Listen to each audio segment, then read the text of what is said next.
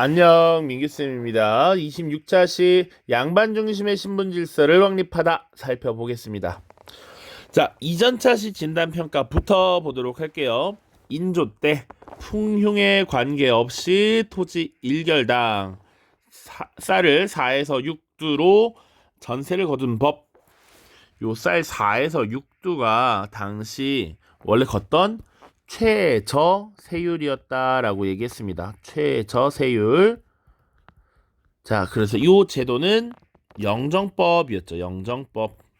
양란 이후 농민들의 이 세금 부담을 낮춰주기 위함이었다. 그래서 풍흉에 관계없이 가장 낮은 세금으로 걷도록 했다. 2번. 순조가 즉위하자 왕실과 혼인을 관계를 맺은 일부 가문이 정권을 장악하는 세도 정치가 나타났죠. 자, 그래서 이 외척 가문을 보통 세도 가문 이렇게 표현했습니다. 그럼 그 가문의 예시. 자, 순조 때 왕의 장인이었던 김조선의 집안 안동 김씨, 그리고 풍양 조씨.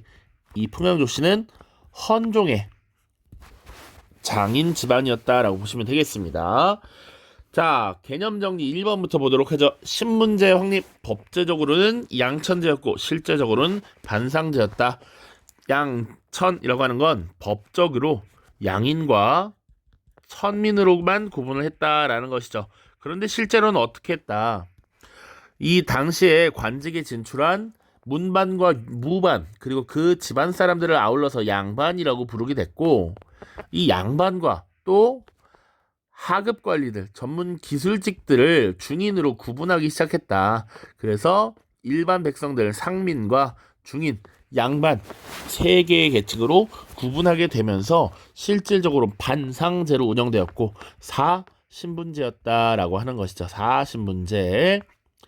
자, 두 번째, 그래서 이 다양한 신분 계층 중에 첫 번째 양반은 어떤 사람들이냐.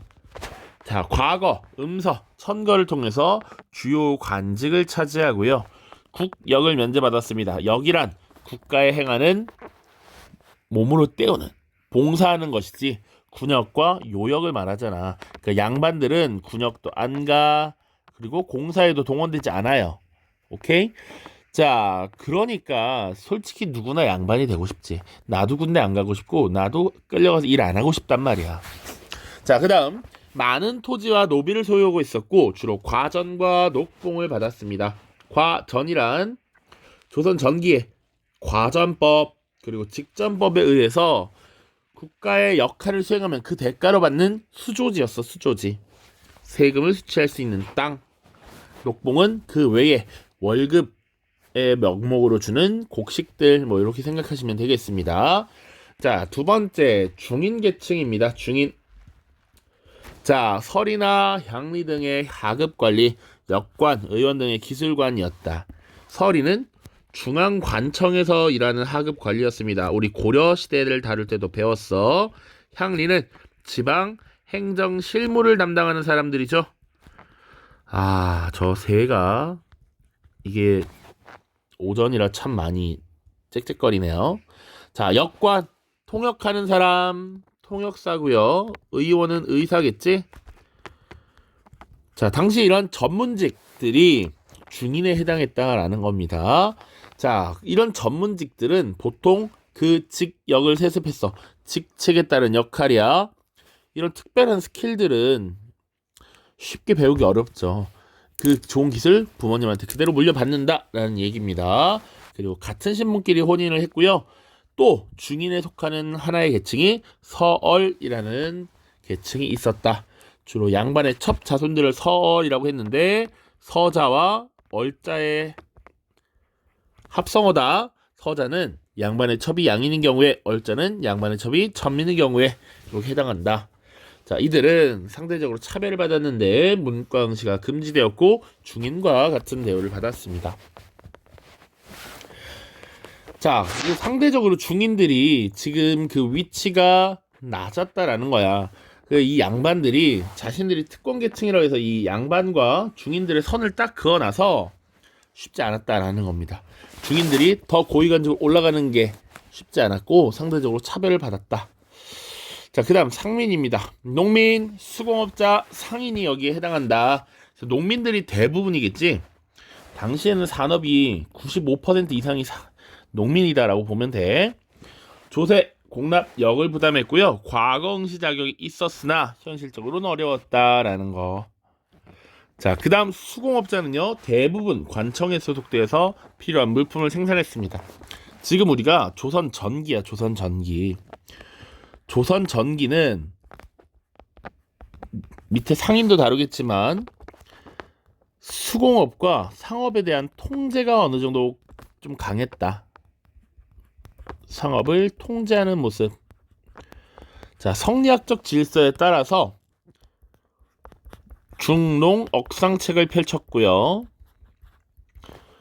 농업이 국가의 근본이다라고 하는 농본주의를 채택했어.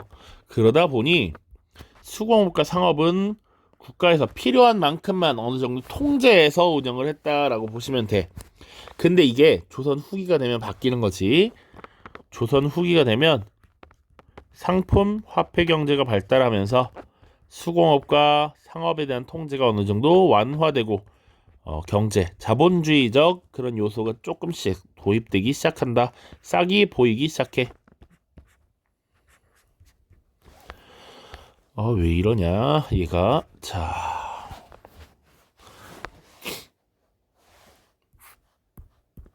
자, 상품화폐 경제가 발달하면서 이 자본주의 싹이 조금씩 보였다. 이 정도로 보시면 돼.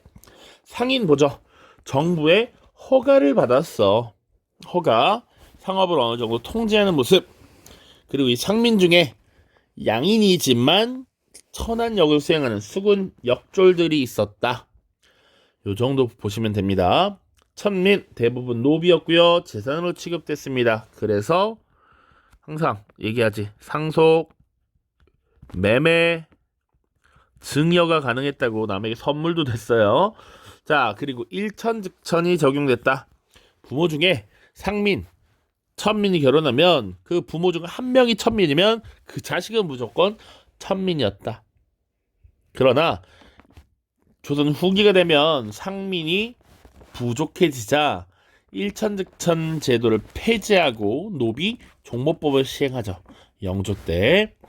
자, 공노비 보시면 관청의 잡무 처리, 관청 소속의 토지 경작, 관청의 물품 제작 이렇게 돼 있고요. 산노비는 외거노비, 그러니까 주인이 거느리는 솔거노비와 주인 집 밖에 사는 외거노비로 나뉘는데 특히 외거노비는 일반 소작농민들과 처지가 비슷했다 정도 기억해 두시면 됩니다. 자, 2번입니다. 양반 중심의 향촌 지배 체제 확립. 15세기 중반 이후 지방에서는 사족이 중심이 돼서 향촌 사회를 운영하였다. 자, 15세기 중반이면 1400년대지. 건국 직후야. 지방엔 어떤 사람들이 주로 있었냐면 온건파 사대부의 후예들이 있었죠. 훗날 사림이 되는 사람들이지. 이 사림들은 향촌 자치를 강조했었어. 예전에도 다 배웠어. 그러다 보니까 향촌 사회에 걸맞게 스스로 다스리는 향촌 자치를 해야 돼. 그리고 그것을 주도하는 것은 우리 양반 사족들, 우리 공부한 사람들, 사대부들이어야 돼 라고 하는 것이죠. 자, 그래서 이들은 향촌 자치를 위한 기구인 유향소라고 하는 것을 구성합니다. 향촌 자치기구야. 사족들이 만들고요. 수령을 보좌하고 향리들의 비리를 감시하고 백성들을 교화하는 역할을 했습니다. 그래서 정부에서는 향촌 자치를 어느 정도 인정해줬고요. 이를 감시하기 위해서 밑에 경제소라고 하는 기구를 설치해요. 유향사의 연락을 담당하면서 너무 선 넘고 나대지 않게 통제하는 역할. 자, 그리고 향촌사회에서 이 사대부들, 사족들의 총회인 향회라고 하는 것을 개최하기도 했습니다. 결속력을 다졌고 영향력을 행사하는 것이지. 그래서 지방에는 향촌사회의 사족들, 이 사대부들의 명단인 향안이라고 하는 것을 작성하기도 했습니다. 그래서 여기 입력된 사람만 어느 정도 이 지역에서 인정받는 사람이다라는 것이지. 대부분의 양반들이 이 향 안에 다 들어가 있습니다. 자기들끼리 서로 인정해주는 이런 명단을 만든 겁니다. 자, 그리고 향촌 사회를 지배하는데 더 중요한 역할을 했던 것은 유향소 못지않게 중요하게 역할한 것이 서원과 향약이야. 첫 번째 서원입니다. 서원. 자, 성리학을 연구하는 기관이었습니다. 그리고 제자들을 이제 양성하죠. 자, 교육기관임과 동시에 유명한 성리학자들에 대한 제사를 지내는 공간이기도 해. 혹은 자신의 스승님에 대한 제사를 지냅니다. 자, 이 서원을 통해서 지역에 대한 지배력을 강화하지. 똑똑한 성리학자들 양성하고 싶어 과거 시험을 통해서 관직에 나아가고 싶으면 우리 서원에 와서 공부를 해야 돼. 그러니까 눈치를 보는 것이죠. 당시의 선생님이라고 하는 존재는 특히나 더 선망의 대상이었기 때문에 지배력이 강화된다. 그리고 여기서 열심히 공부한 제자들이 나름 선생님의 영향을 받아서 비슷한 일정한 여론이라고 하는 것을 정치적 입장을 갖게 돼. 그러니까 정치 여론을 형성했다. 두 번째, 향약은요, 향촌 주민의 자치 규약이고 농민들이 성리학을 쉽게 체득할 수 있도록 하는 역할이었다. 농민 교화의 성격. 그래서 이런 것들을 기반으로 관직에 진출하지 않았지만 영향력을 행사하는 사림 세력이 있었다. 이들을 산림이라고 불렀고요. 이들을 통해서 향촌의 지배 체제가 강화되었다. 이렇게 보시면 되겠습니다. 다음, 그 외의 사족들은 어떤 활동을 또 했느냐? 자신들의 집안의 정통성을 강조하기 위해서 묘를 세워. 우리 이렇게 뼈대 있는 집안이고 우리 이렇게 성리학적 질서에 따라서 제사도 잘 지내는 대단한 집안이야 라고 하는 것. 그리고 족보를 편찬했다라고 하는 것. 두 번째, 주자가래 보급에 힘썼습니다. 요 주자가래라는 것은 성리학을 정리한 주자가 집 안에서 행할 예법들을 정리한 거야. 이런 것들을 집안에서 지켜야 한다라는 것이지 이것들을 통해서 향촌의 성리학적 윤리를 확산시키고자 했다. 이렇게 보시면 되겠습니다. 자, 오른쪽 자료학습 보고 마무리 짓죠. 자, 조선의 신분에 대해서 정리해보자. 법적으로는 양천제였으나 실질적으로는 반상제에 근거한 사신분제였다. 자, 조선은 양천제를 법제화하여 구성원을 양인과 천인으로 나누었습니다. 자, 양반이 점차 신분으로 굳어지고 기술관, 향리 등의 신분계층인 중인으로 자리 잡았다. 피지배층인 상민과 지배층인 양반을 엄격히 구분하면서 반상제가 일반화되었습니다. 반상제. 그리하여 조선의 신분은 양반, 중인, 상민, 천민의 네 신분층으로 정착이 되었습니다. 다음 자료를 보고 빈칸에 들어갈 알맞은 말을 써보자. 이게 지금 향약이라고 하는 거예요. 향촌에서 이런 것들을 지켜야 한다라는 것이지. 부모에게 불순한 자, 형제가 서로 싸우는 자, 가문의 도리를 어지럽히는 자, 이 관청에 간섭되고 향촌의 풍속이 관계되는 자, 위세를 부려 관을 흔들며 마음대로 행하는 자 등 7항목은 극벌에 처한다. 자, 이런 것들은 성리학적 질서에 맞지 않으니 지켜야 한다라는 걸 강조하는 거야. 자, 이황, 이이 등 사림들은 각 지방에서 자치적으로 향약이라는 것을 만들어 시행하였다. 사람들은 이를 통해 농민들을 교화하고 향촌 질서 유지하는 데 힘썼다. 그 결과 지방사족 중심의 향촌 지배체제는 더욱 공고해졌다. 이런 것들을 지키지 않으면 너네 못난 놈들이야 라고 하는 거 가르치는 것이고요. 이런 것들에 대해서 계속 주입을 넣고 이런 것들을 스스로 사족들이 만들어냄으로써 사족들의 영향력이 점점 강화되는 것이죠. 됐죠? 자, 고생 많았습니다. 다음 영상에서는 상품화폐 경제가 발달하고 신분 질서가 변화하다라는 부분 살펴보겠습니다. 고생 많았습니다. 안녕.